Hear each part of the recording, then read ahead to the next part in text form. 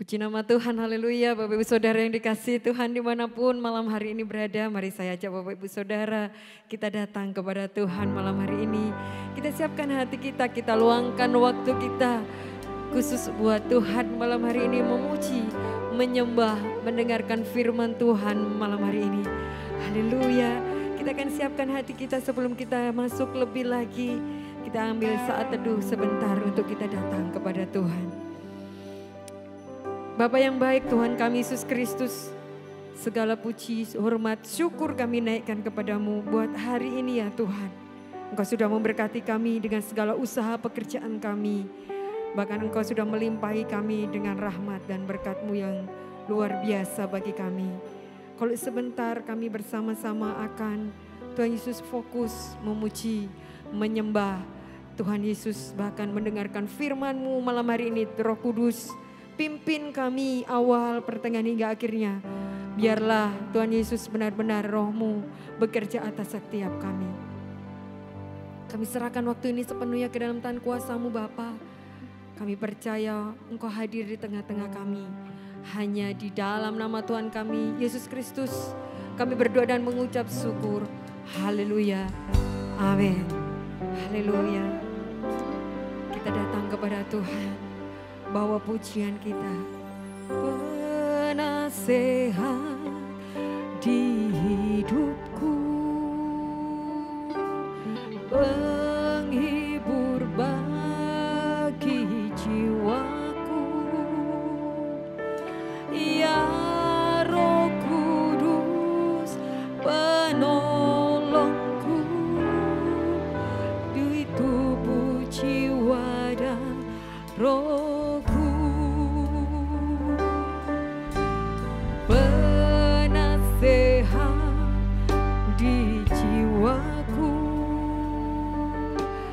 Penghibur bagi jiwaku, ya Roh Kudus penolongku, di tubuh jiwa dan rohmu. Engkau maha hadir, Roh Kudus di sini bagiku, pimpin hidupku dan jalanku, kuasa-Mu hidupkan jiwaku. Engkau maha hadir, Roh Kudus di sini Kau bagiku, naungi hidupku dan jalanku, kuasa-Mu terjadi bagiku. Terima kasih Tuhan. Penasehat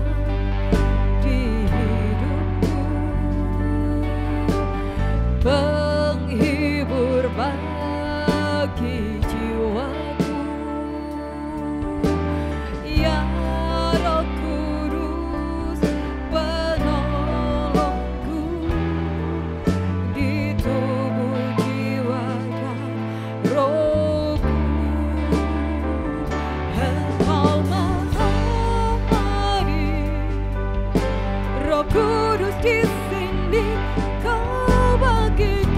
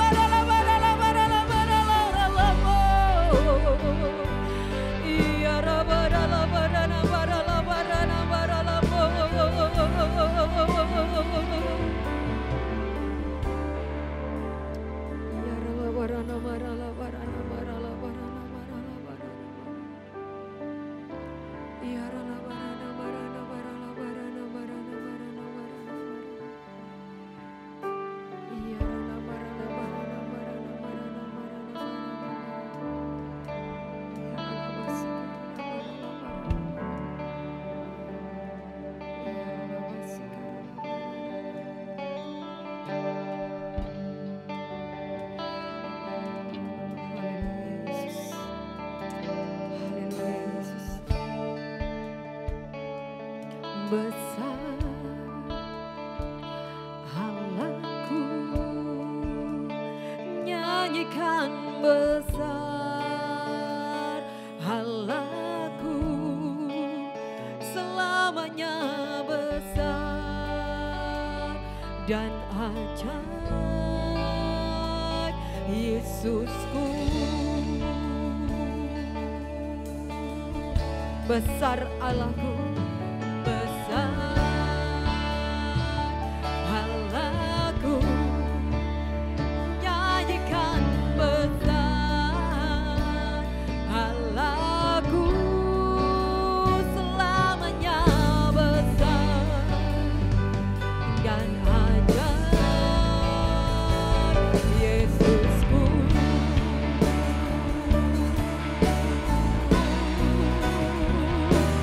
Besar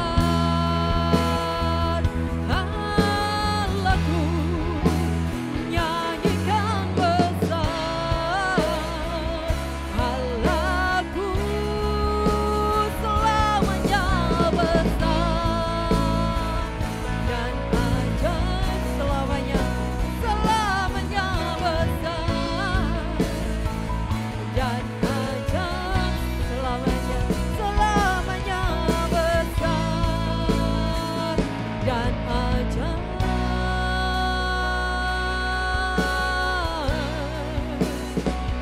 Yesusku.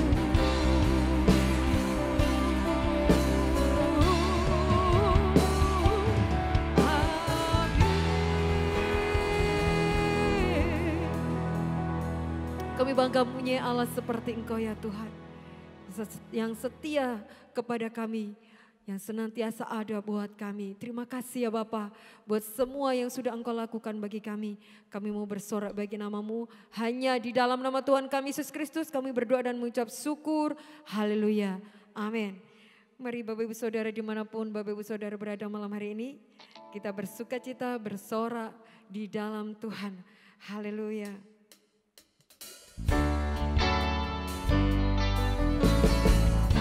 Puji nama Tuhan.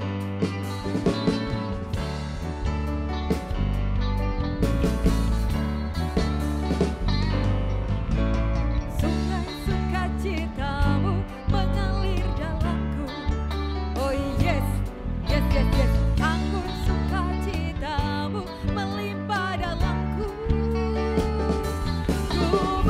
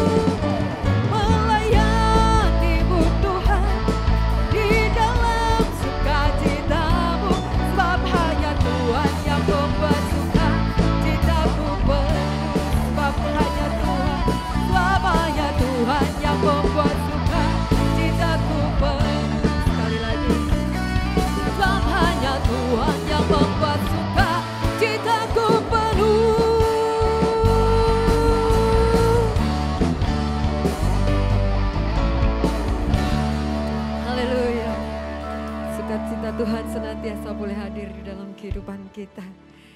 Mari tetap bersuka cita apapun kondisi keadaan kita saat ini. Percaya bahwa Tuhan senantiasa ada bersama dengan kita. Kita siapkan hati kita untuk sama-sama. Kita akan menyaksikan dan mendengarkan pemberitaan firman Tuhan disampaikan oleh hamba-Nya. Percayalah bahwa firman Tuhan itu adalah perkataan Tuhan yang hidup, yang akan bekerja di dalam kehidupan kita. Bila kita memberikan kesempatan untuk firman itu boleh menyatakan dirinya, kehendaknya atas setiap hidup kita. Kau hiasi kehidupanku dengan kemurahan-Mu. Kau rancangkan masa depanku penuh dengan harapan. Aku ada saat ini, semuanya karena kasih-Mu. Aku hidup hari ini, semua berkat kemurahan-Mu.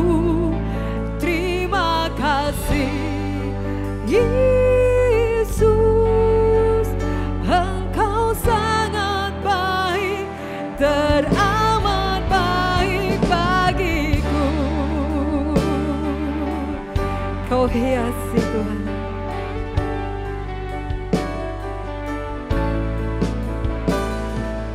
Kau hiasi kehidupanku dengan kemurahan-Mu. Kau rancangkan masa depanku penuh dengan harapan. Aku ada saat ini, semuanya karena kasih-Mu. Aku hidup hari ini, semua berkat kemurahan-Mu. Terima kasih Yesus, Engkau sangat baik, teramat baik. Aku ada saat ini, semuanya karena kasih-Mu. Aku hidup hari ini, semua berkat kemurahan-Mu. Terima kasih Yesus, Engkau sangat baik, teramat baik. Aku ada saat ini, semuanya karena kasih-Mu. Aku hidup hari ini, semua karena berkat-Mu. Terima kasih Yesus, Engkau sangat baik, teramat baik bagiku. Yesus, Engkau sangat baik, teramat baik bagiku. Yesus, Engkau sangat baik, teramat baik bagiku.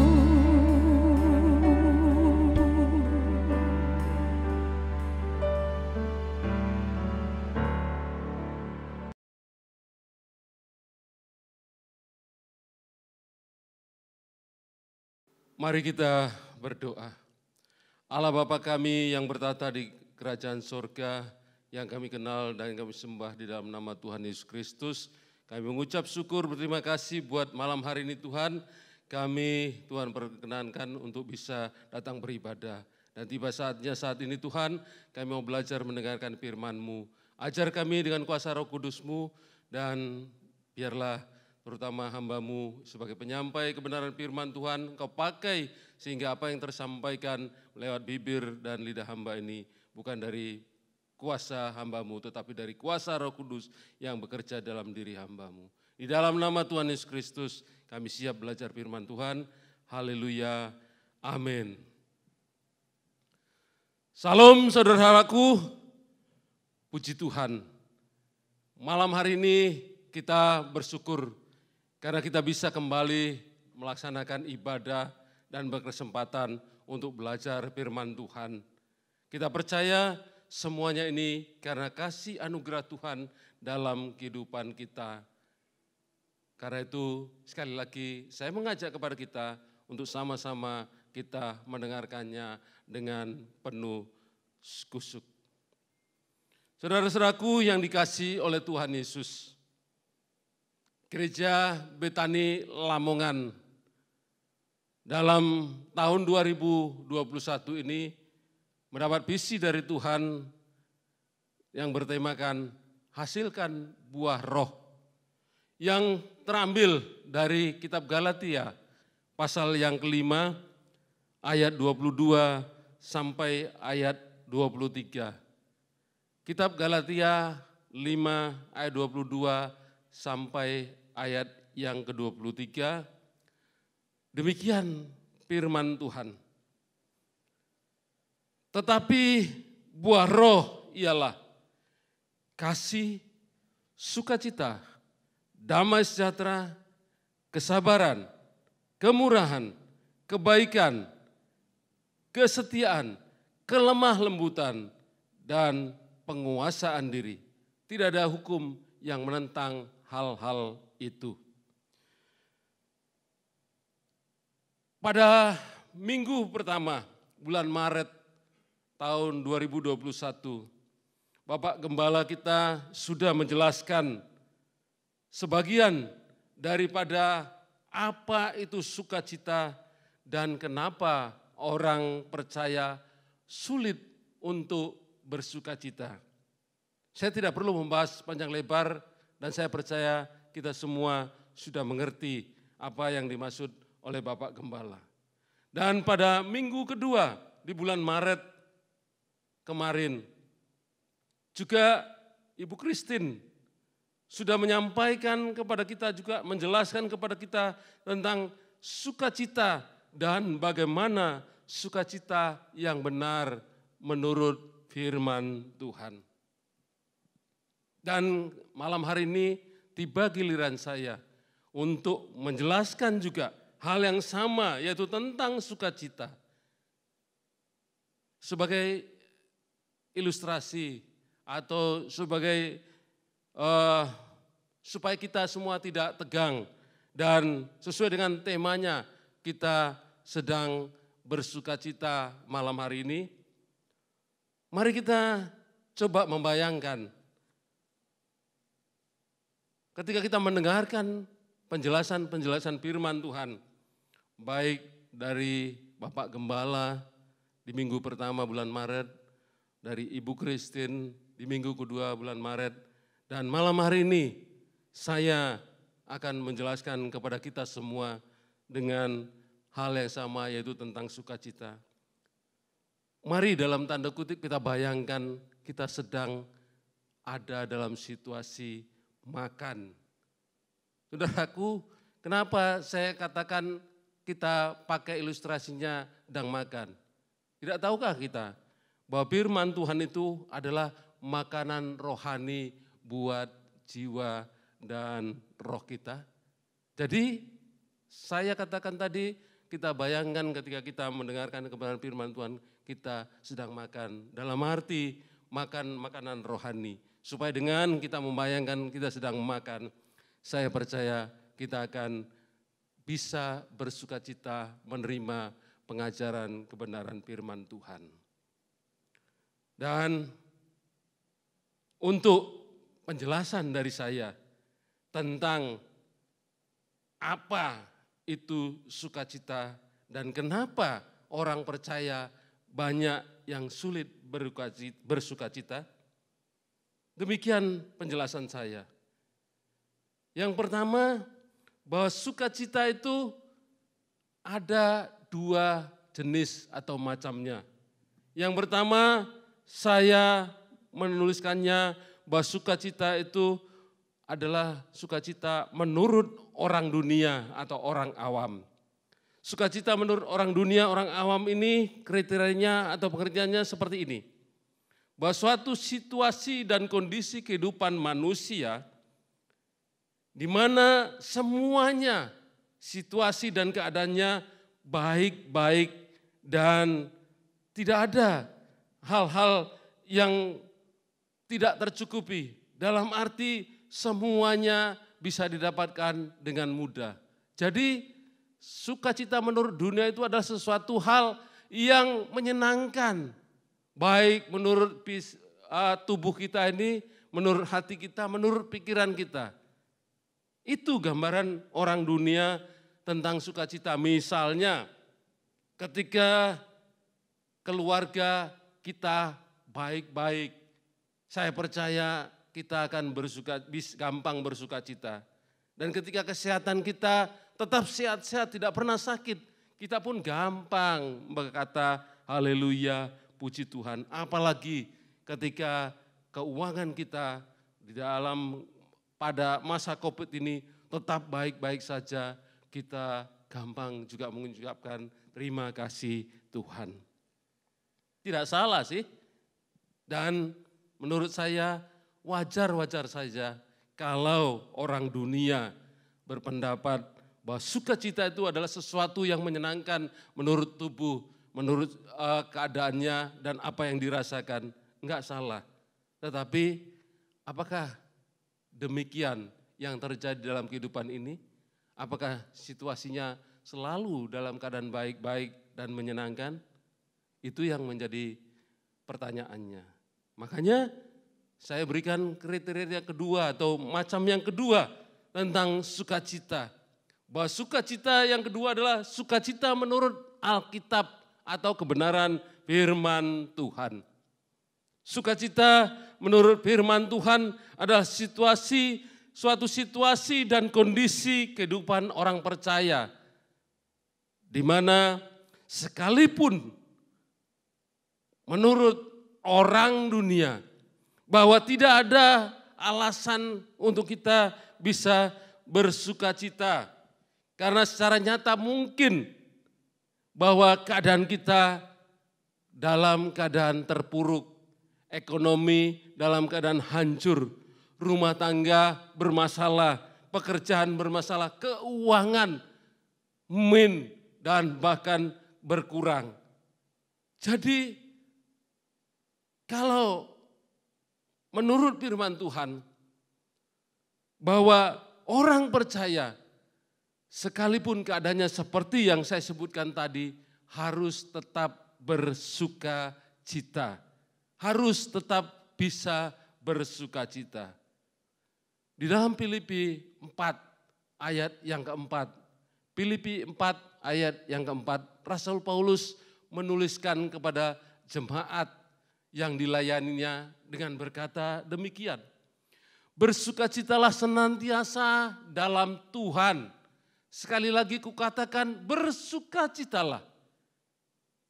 Saudaraku, sadarkah kita dan tahukah kita, pernahkah kita menganalisa ketika Rasul Paulus menuliskan ayat ini, bersukacitalah dalam Tuhan, sekali lagi kukatakan bersukacitalah, keadaannya dalam kondisi yang baik-baik atau keadaannya lagi terima berkat Tuhan sehingga dia bersukacita? Atau ada orang-orang yang memang sedang menyanjung dia? No, tidak saudaraku. Bahwa Rasul Paulus ini ketika menuliskan surat ini dan membagikannya kepada jemaat di Filipi, dia ada di dalam penjara. Tetapi kenapa Rasul Paulus mampu mengajak atau membagikan ayat ini supaya orang yang dilayaninya tetap bisa bersukacita? Inilah yang menjadi patokan buat kita di dalam kita mendapat visi daripada Tuhan tahun ini saudaraku, yaitu tentang sukacita ini. Jadi jangan kita menurut patokan dunia bahwa sukacita adalah sesuatu yang menyenangkan, yang membuat daging kita enak dan sebagainya. Tidak. Tetapi sukacita yang di dalam Tuhan harus bisa kita rasakan bahwa sekalipun kondisi kita tidak baik, sekalipun kondisi kita dalam keadaan terjepit banyak masalah dan persoalan, kita dihajar Tuhan untuk bisa tetap bersukacita. Kenapa? Karena ayat tadi berkata, bersukacitalah senantiasa dalam Tuhan. Jadi bersukacita ini bukan berdasarkan orang dunia, tetapi dalam Tuhan. Kenapa dalam Tuhan? Karena inilah yang akan lebih kita perdalam, bahwa sukacita di dalam Tuhan itu ternyata adalah sukacita yang abadi kekal, tidak tergantung situasi dan kondisi.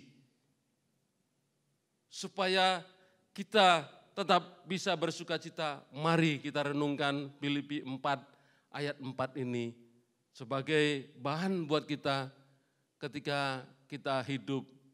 Mungkin pada saat kita dalam keadaan kondisi baik, kita bisa bersukacita dan kita bisa mengucap syukur. Tetapi di dalam keadaan kondisi kita yang menurut dunia tidak ada alasan untuk bisa bersukacita, masih tetap bisa bersukacita.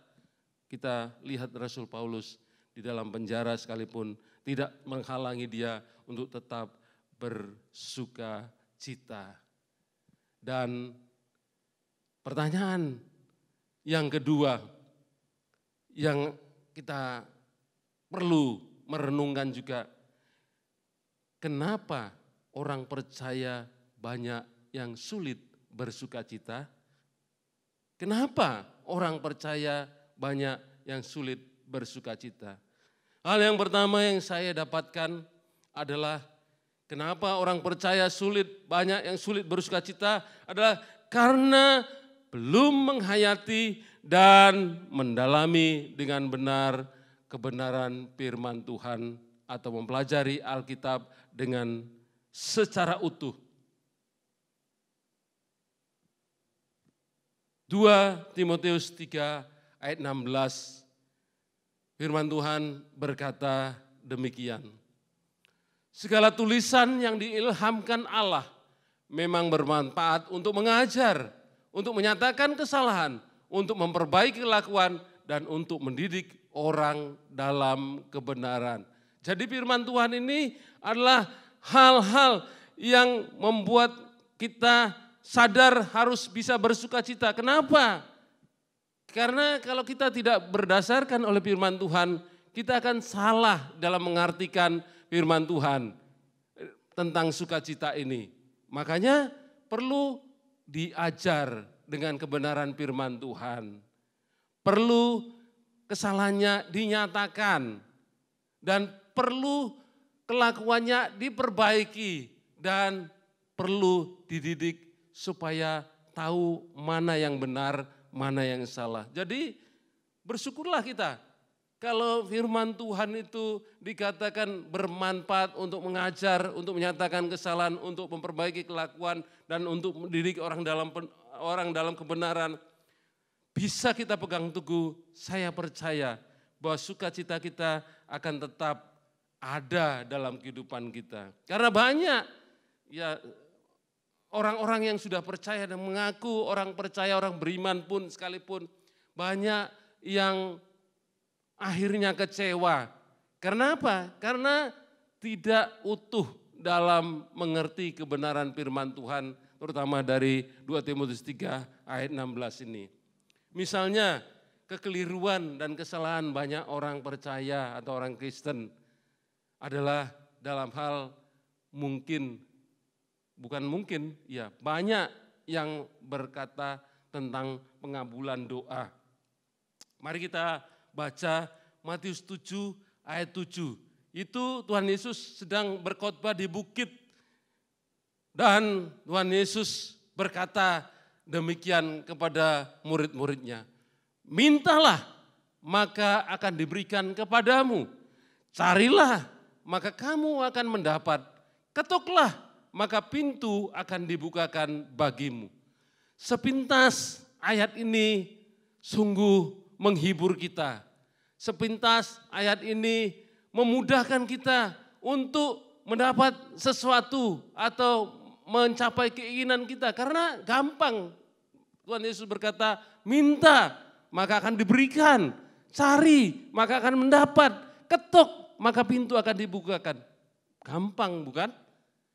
Tetapi kalau mau jujur dan kita harus memahami kebenaran firman Tuhan secara utuh, baru kita akan sadar bagaimana sih sebetulnya pengabulan doa kita ini. Kita sudah meminta, kita sudah mencari, kita sudah mengetuk pintu Tuhan. Tetapi pada kenyataannya hidup kita masih tetap dalam keadaan seperti apa yang dulu, tidak ada yang berubah. Bahkan dengan situasi seperti ini keadaan kita tambah kelihatannya tidak menentu. Kalau kita hanya mengerti ayat ini secara sepotong-potong dan tidak secara utuh, kita akan keliru dan kita akan salah dan kita akan kecewa. Dan kita tidak akan bisa bersuka cita. Ayat Filipi 4, ayat 4 tadi saya ulang sekali lagi berkata demikian.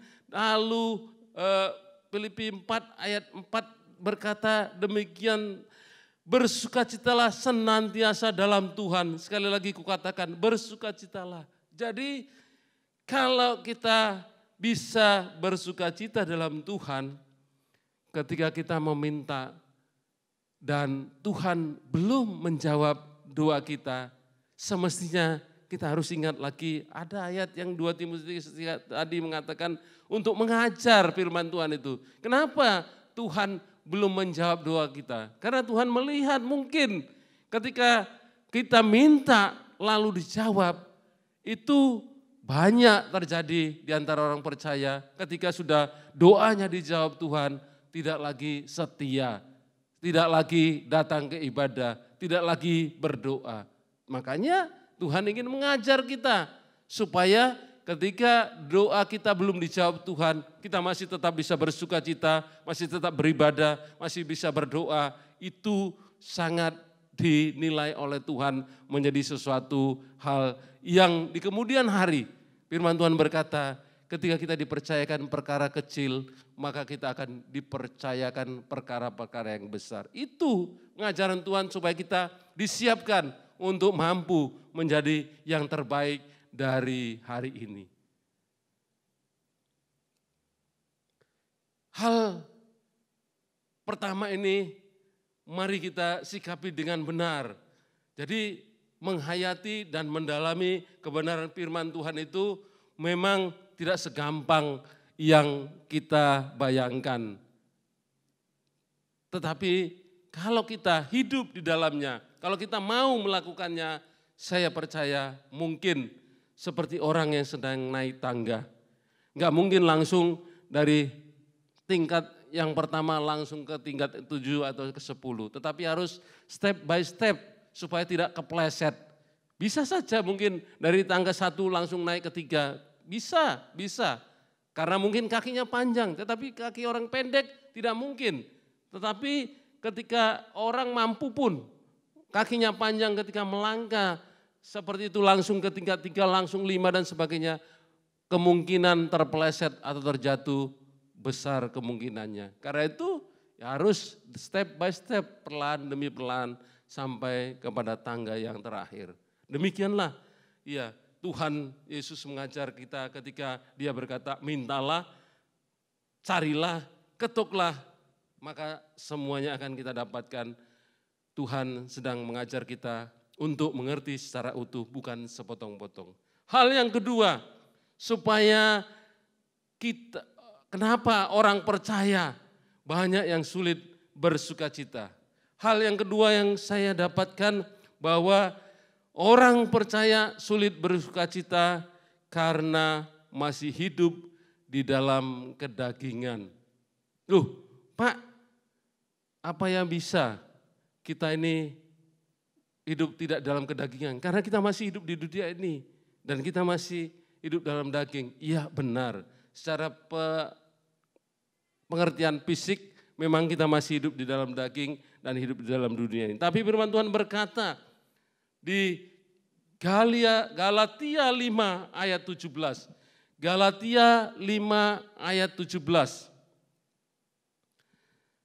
Supaya kita bisa tetap bersuka cita, jangan hidup dalam kedagingan. Ayatnya berkata, sebab keinginan daging berlawanan dengan keinginan roh. Dan keinginan roh berlawanan dengan keinginan daging. Karena keduanya bertentangan, sehingga kamu setiap kali tidak melakukan apa yang kamu kehendaki. Jadi benar, dalam hidup kita, dalam diri kita ini ada dua keinginan yang saling berlawanan. Dan itu masih ada hingga saat kita meninggal atau dipanggil Tuhan. Sehingga kita harus bisa memenangkan salah satunya. Apakah kita mau hidup di dalam daging atau dalam roh? Kalau kita hidup di dalam daging seperti orang dunia tadi. Bahwa ketika dia mengalami berkat, sukacita dan sebagainya bisa, haleluya. Tetapi ketika keadaannya tidak baik-baik, banyak yang kecewa. Tetapi ketika kita di dalam Tuhan, apapun yang terjadi dalam diri kita, kita bisa tetap bersukacita. Karena itu hal yang kedua ini, jangan hidup di dalam daging, tetapi supaya kita bersukacita. Galatia 5:17 mengajarkan kepada kita bahwa di dalam diri kita ada dua keinginan yang saling bertentangan terus menerus sampai kita bisa memenangkannya, yaitu pertandingan antara keinginan daging dan keinginan roh. Jadi supaya kita sebagai orang percaya tetap bisa bersukacita, apa yang harus kita lakukan? Nah, ini yang menarik saudaraku, bahwa kalau kita hidup dalam kedagingan, pasti kita tidak akan bisa bersukacita. Tetapi ada resep, ada jalan keluar dari firman Tuhan di Galatia yang sama, yang mengajarkan kita, yang mengingatkan kita, bahwa kita tetap bisa bersukacita asal kita hidup di dalam roh. Galatia 5 ayat yang ke-16. Galatia 5 ayat 16 berkata demikian. Maksudku ialah, hiduplah oleh roh, maka kamu tidak akan menuruti keinginan daging. Galatia 5 ayat 25. Galatia 5 ayat 25 berkata demikian. Jikalau kita hidup oleh roh, baiklah kita juga dipimpin oleh roh. Jadi supaya kita tetap bersukacita, kita harus hidup di dalam roh dan dipimpin oleh roh. Kenapa kita harus hidup dalam roh dan dipimpin roh? Karena firman Tuhan di ayat yang lain berkata, tidak tahukah kamu bahwa di dalam tubuhmu ada bait Allah, bait Roh Kudus. Jadi ada bait Allah, bait Roh Kudus yang tinggal di dalam hati kita, dalam hidup kita ini. Makanya kita harus hidup di dalam roh. Karena roh yang ada dalam diri kita ini seperti dijelaskan oleh Bu Christine kemarin, bahwa itu adalah roh kebenaran yang menuntun kita di dalam segala kebenaran. Jadi kalau kita hidup dalam roh kebenaran, Roh Kudus itu, kita akan bisa berjalan sampai akhir dan kita tetap bisa bersukacita sampai selama-lamanya, sampai Tuhan datang kedua kalinya untuk menjemput kita. Dan ketika kita hidup di dalam roh, kita akan dipimpin oleh roh itu untuk melakukan apa saja dalam kehidupan kita ini. Karena kalau kita masih dipimpin atau hidup dalam kedagingan, kedagingan inilah yang akan mengarahkan kita, membawa kita menuju kepada tujuannya. Keinginan daging itu jelas sekali, keinginan daging itu ada 15 di Galatia yang sama, nanti bisa dibaca di rumah. Galatia 5 ayat yang Galatia 5 ayat yang ke-17 berkata, sebab keinginan daging berlawanan dengan keinginan roh dan keinginan roh berlawanan dengan keinginan daging. Karena keduanya bertentangan sehingga kamu setiap kali tidak melakukan apa yang kamu kehendaki. Dan yang lain dari Galatia 5 ayat 19 sampai 21 menjelaskan apa saja tentang keinginan daging itu. Saya bacakan saja bahwa keinginan daging, perbuatan daging telah nyata, percabulan dan keserakahan dan segala macam hal-hal yang bertentangan dengan kebenaran firman Tuhan. Itulah kedagingan, macamnya ada 15 saudaraku. Nanti bisa Anda baca di rumah di Galatia 19 sampai ayat 21 tentang keinginan daging. Di situ dijelaskan bahwa tidak ada satupun dari 15 itu yang bisa membawa kita ke arah sukacita. Karena di dalamnya hanya sesuatu hal yang membuat kita marah, yang membuat kita dendam terhadap orang lain, yang membuat kita bermusuhan dengan orang lain karena ada roh pemecah di sana. Sehingga kalau kita masih hidup di dalam daging, tidak akan mungkin kita bisa menghasilkan buah roh yang kedua, yaitu sukacita. Karena itu saudaraku, pada malam hari ini sebagai inti sari dari renungan firman Tuhan yang sudah saya bawakan tadi, yang pertama pada akhirnya marilah kita kembali kepada pengertian yang benar tentang apapun juga, termasuk tentang bersukacita, harus sesuai dengan kebenaran firman Tuhan yang terdapat dalam Alkitab. Jangan melenceng atau berpatokan kepada dunia dan sebagainya. Kita akan keliru.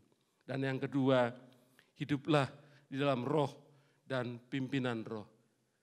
Pasti kita akan bisa berjalan perlahan tapi pasti sampai seperti kata Paulus, aku berlari-lari ke arah tujuan dan aku sudah mengakhiri pertandingan hidup.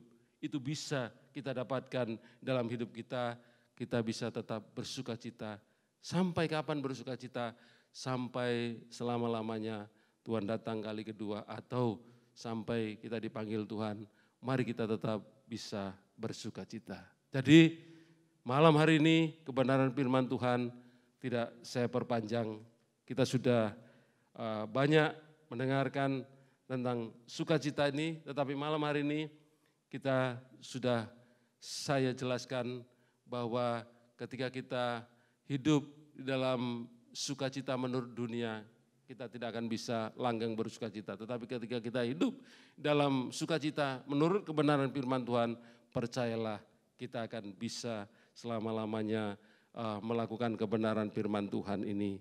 Karena itu biarlah kebenaran firman Tuhan yang cukup singkat ini menjadi pedoman buat kita di dalam melangkah untuk bulan Maret ini. Kita diminta oleh Tuhan tetap bersukacita sampai Tuhan datang kali kedua. Inilah renungan firman Tuhan yang bisa saya sampaikan. Tuhan Yesus memberkati kita. Amin. Kita berdoa untuk kebenaran firman Tuhan. Bapa, kami mengucap syukur berterima kasih buat kebenaran firman Tuhan yang sudah Tuhan nyatakan lewat hamba-Mu malam hari ini. Tuhan, hamba terbatas dalam menyampaikan kebenaran firman-Mu. Tetapi Allah Roh Kudus, biarlah Engkau yang menyatakan dalam pribadi lepas pribadi kami semua hamba, termasuk hamba yang menyampaikan kebenaran firman-Mu, untuk bisa mengerti lagi lebih dalam bahwa Tuhan menghendaki kami untuk tetap bersukacita di dalam segala keadaan sampai akhir hidup kami, sampai Tuhan datang kali kedua, kami harus tetap bersukacita. Karena kami tahu bahwa ini adalah firman-Mu. Karena itu Tuhan, biarlah melalui kebenaran firman-Mu Tuhan ini, kami semakin hari bisa mengenal Tuhan dengan benar. Terima kasih Tuhan, terima kasih buat kebenaran firman-Mu malam hari ini. Di dalam nama Tuhan Yesus Kristus kami mengucap syukur, kami berdoa. Mari kita akhiri ibadah kita malam hari ini. Sama-sama siapkan hati untuk menerima berkat dari hamba-Nya. Biarlah ibadah live streaming kita malam hari ini boleh menjadi berkat, kekuatan, rema di dalam kehidupan kita hari lepas hari bersama Tuhan. Kita mampu sukacita selalu dalam segala hal. Haleluya.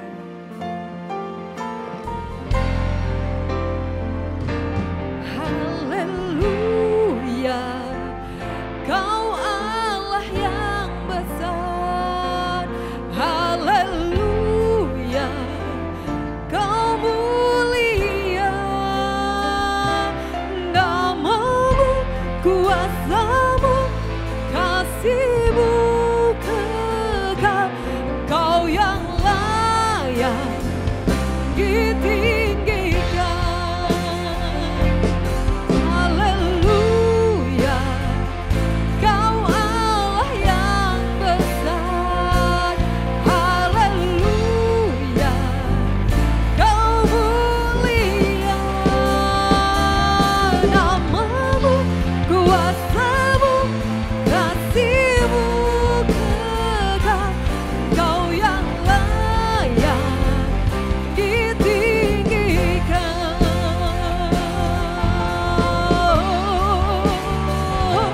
Haleluya. Kau Allah yang besar. Haleluya. Kau mulia. Namamu, kuasamu, kasih-Mu kekal. Kau yang layak ditinggikan. Namamu, kuasamu, kasih-Mu kekal. Kau yang layak ditinggikan. Namamu, kuasamu, kasih-Mu kekal. Kau yang layak ditinggikan.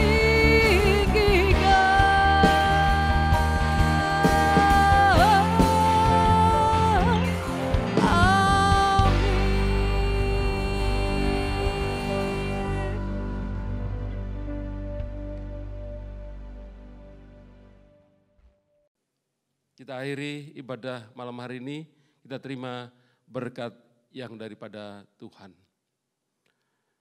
Biarlah damai sejahtera yang daripada Allah Bapa di surga, cinta kasih yang daripada Tuhan Yesus Kristus, dan persekutuan dengan Roh-Nya yang kudus, kiranya memberkati kita mulai hari ini sampai selama-lamanya di dalam nama Tuhan Yesus Kristus.